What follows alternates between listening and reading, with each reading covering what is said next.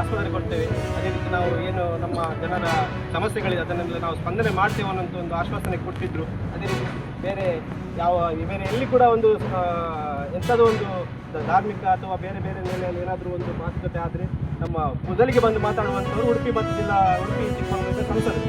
ಆದರೆ ಈ ನೀಟ್ ಪರೀಕ್ಷೆ ಆಗಿ ಪೇಪರ್ ಲೀಕ್ಔಟ್ ಆಗಿ ಇಷ್ಟು ದಿವಸ ಆಯಿತು, ಯಾರಾದರೂ ಒಬ್ಬ ಉಡುಪಿಯ MLAಗಳಾಗಲಿ MP ಗಳಾಗಲಿ ಅಥವಾ ಏನು ನಾವು ಧರ್ಮದ ವಿಷಯದಲ್ಲಿ ಮಾತಾಡ್ತೇವೆ ಅಂತ ಹೇಳ್ತಾರೆ.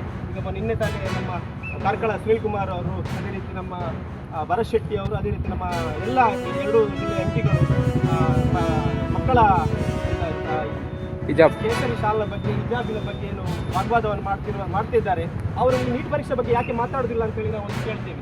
ಯಾಕಂತೇಳಿ ನೀಟ್ ಪರೀಕ್ಷೆ ಬರೆದ ಮಕ್ಕಳು ಹಿಂದೂಗಳಲ್ವಾ, ಅಥವಾ ಅವರಿಗೆ ಏನು ಪರೀಕ್ಷೆ ಬರೆದು ಅವರು ಎಜುಕೇಷನ್ ಮಾಡುವಂಥದ್ದು ಅವ್ರ ಹಕ್ಕಲ್ವಾ, ಕೇಳುವಂಥದ್ದು ಅವ್ರ ಹಕ್ಕಲ್ವಾ? ಯಾಕೆ ನೀವು ಮಾತಾಡೋದಿಲ್ಲ?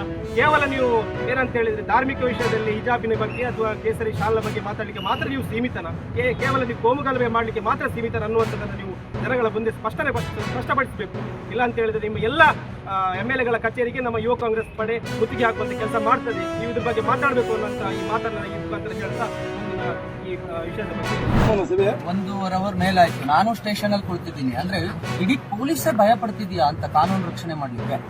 ನನಗೆ ಅವರೇ ಬಂದು ಹೇಳಪ್ಪ, ಪುನೀತ್ ಅವರೇ ಇದು ಕಾನೂನಾತ್ಮಕವಾಗಿದೆ, ಇದು ಸರಿ ಇದೆ, ಹೊರಡಿ ಅಂದ್ರೆ ಪೊಲೀಸ್ನವ್ರು ನಾವೇ ಹೊರಡ್ಕೊಡ್ತೀವಿ, ನನ್ನ ತಪ್ಪಿದೆ, ನನ್ನ ಅರೆಸ್ಟ್ ಮಾಡ್ಕೊಂಡು ಹೋಗಿ, ನನ್ನ ತಪ್ಪಿದೆ ಅನ್ನೋದು ನಾವು ಅಗ್ರೀಡ್. ಅಂದ್ರೆ ಪೊಲೀಸ್ನವರು ಯಾಕೆ ಇಷ್ಟು ಮೀನಾಮೇಷ ಎಣಿಸ್ತಿದ್ದಾರೆ? ಅವರಿಗೆ ಭಯ ಇದೆಯಾ?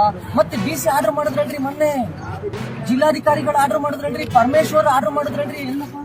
ಏನ್ ಪರಮೇಶ್ವರ್ ಅವರೇ ನಿಮ್ ಕೆಲಸ? ನೀವೇ ಆರ್ಡರ್ ಮಾಡಿದ್ರಲ್ರಿ, ಬಕ್ರೀದ್ವರೆಗೂ ಕೂಡ ಯಾವುದೇ ಒಂದು ಜಾನುವಾರು ಸಾಗಿಸಬಾರ್ದು, ಅದು ಇರಬಾರ್ದು ಅಂತ ಆರ್ಡರ್ ಮಾಡ್ತೀರಲ್ರಿ. ನೀವು ಆರ್ಡರ್ ಮಾಡಿದ್ಮೇಲೆ ಆ ಆದೇಶವನ್ನ ಪಾಲಿಸೋದಿಲ್ಲ ಅಂದ್ಮೇಲೆ ಯಾಕೆ ಆರ್ಡರ್ ಮಾಡ್ತೀರಾ? ಯಾಕೆ ಆದೇಶ ಯಾಕೆ ಮಾಡ್ತೀರಿ? DC ಅವರೇ, ನೀವು ಜಿಲ್ಲಾಧಿಕಾರಿಗಳೇ, ನೀವು ಆದೇಶ ಯಾಕೆ ಮಾಡ್ತೀರಿ? ನಿಮ್ ಕೈ ಪಾಲಿಸೋದಕ್ಕೆ ಸಾಧ್ಯ ಇದ್ರೆ ಈಗ ಇವರೇ ಹೇಳ್ತಾರೆ, ಏನ್ ಹೇಳ್ತಾರೆ ಅಂದ್ರೆ ಕೋಲಾರದಲ್ಲಿ ಅಲ್ಲಿದೆ, ಇಲ್ಲಿದೆ, ಮಾಸ್ತಿಲಿ 2 ಕಡೆ ಇದೆ, 3 ಕಡೆ ಇದೆ ಅಂತ ಇವರೇ ಕ್ಲೈಮ್ ಮಾಡ್ತಾರೆ. ಏನ್ ಮಾಡ್ತಿದ್ದೀರಿ ನೀವು? ಹೇಳಿ ನೀವು.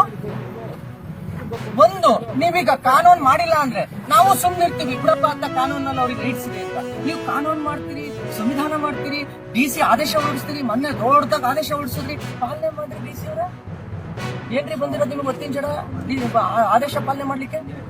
ಪರಮೇಶ್ವರ್ ಅವರೇ, ನಮಗೆ ಯಾಕ್ರಿ ಈ ತರ ರಿಸ್ಕ್? ನೀವು ಒಂದು ಸಡಿಲಗೊಳಿಸಿ, ಗೋಹತ್ಯೆ ಇಲ್ಲಪ್ಪ ಮಾಡ್ಕೋಬಹುದು ಕರ್ನಾಟಕದಲ್ಲಿ ಅಂತ ಕಾಯ್ದೆ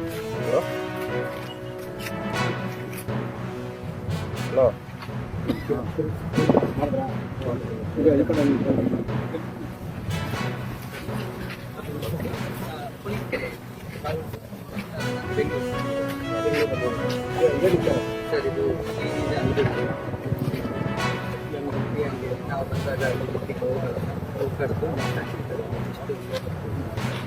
ಸುಮಾರು 30ಕ್ಕೂ ಹೆಚ್ಚು ಗೋವುಗಳಿದ್ರು. ಅವರೆಲ್ಲ ಬಂದು ಕರೆದು